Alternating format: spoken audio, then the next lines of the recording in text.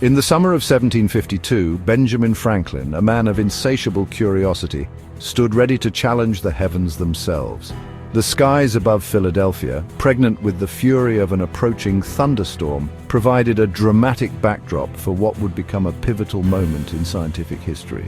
For years, Franklin had been captivated by the enigmatic nature of lightning, convinced that it was not merely a capricious act of the gods, but a force governed by the laws of nature.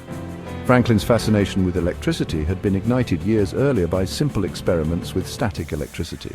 He had observed how objects could be imbued with this strange force, attracting or repelling each other with an invisible hand.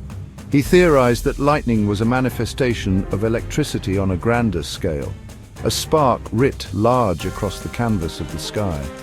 Eager to test his hypothesis, he devised a daring experiment, one that would forever alter our understanding of the natural world. Franklin, a man of action as well as intellect, knew that merely observing lightning from afar would not suffice. He needed a way to draw it down from the heavens, to capture its essence and unveil its secrets, and his solution was as elegant as it was audacious. A simple kite, flown high into the storm clouds, would serve as his conduit to the heavens. Franklin's kite was not the simple plaything of a child. It was a carefully crafted instrument of scientific inquiry, designed to lure the elusive power of lightning. He chose silk for the kite's material, knowing its ability to withstand the wind and rain. 2 cedar sticks formed a cross to provide the kite's structure, ensuring stability even in turbulent air. Atop the kite, he attached a pointed wire, its tip extending beyond the silk canopy. This wire, Franklin believed, would act as a lightning rod, drawing the electrical fire from the storm clouds. To the bottom of the kite, he attached a hemp string strong enough to hold the kite aloft, yet thin enough to allow the passage of electricity. At the end of the hemp string, Franklin tied a silk ribbon, holding it dry to insulate himself from the electrical charge he expected to collect. From this ribbon dangled a simple iron key, poised to unlock the mysteries of lightning.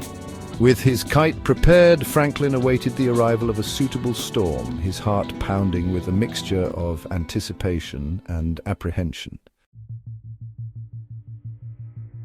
As the storm approached, Franklin, accompanied by his son William, took his position in a field outside Philadelphia. He launched his kite into the sky, the silk ribbon and key dangling precariously below. As the wind whipped the kite higher, Franklin noticed the hemp string begin to stiffen, the fibers standing on end as if imbued with some unseen force. Reaching out cautiously, Franklin moved his knuckle towards the key. A spark, tiny yet undeniable, jumped the gap, delivering a mild shock that sent a jolt of excitement through his body. The sky had spoken, and Franklin had deciphered its language. This was no mere static charge like that produced by rubbing fur on amber. This was the raw power of the storm itself, tamed and channeled down his humble kite string. Overjoyed by his success, Franklin continued his observations, noting how the storm clouds themselves seemed to possess an electrical charge. He theorized that lightning was simply a massive spark, jumping between areas of opposite charge within the clouds or between the clouds and the ground.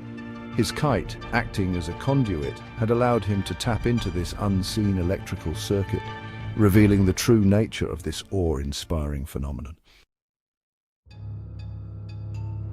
The popular myth of Franklin's experiment depicts a dramatic scene with lightning striking the kite, traveling down the string in a blinding flash. However, this romanticized version is far from the truth.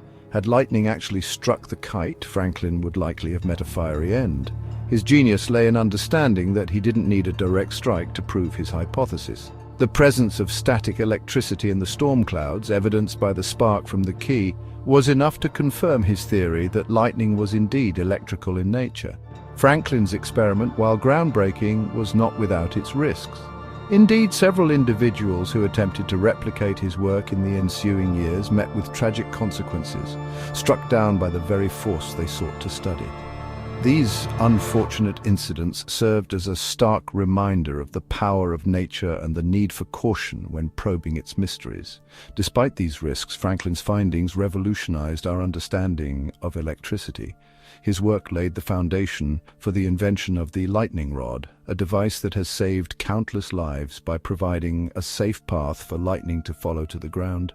More than just a scientific breakthrough, Franklin's experiment serves as a testament to the power of human curiosity, ingenuity, and the importance of questioning the world around us.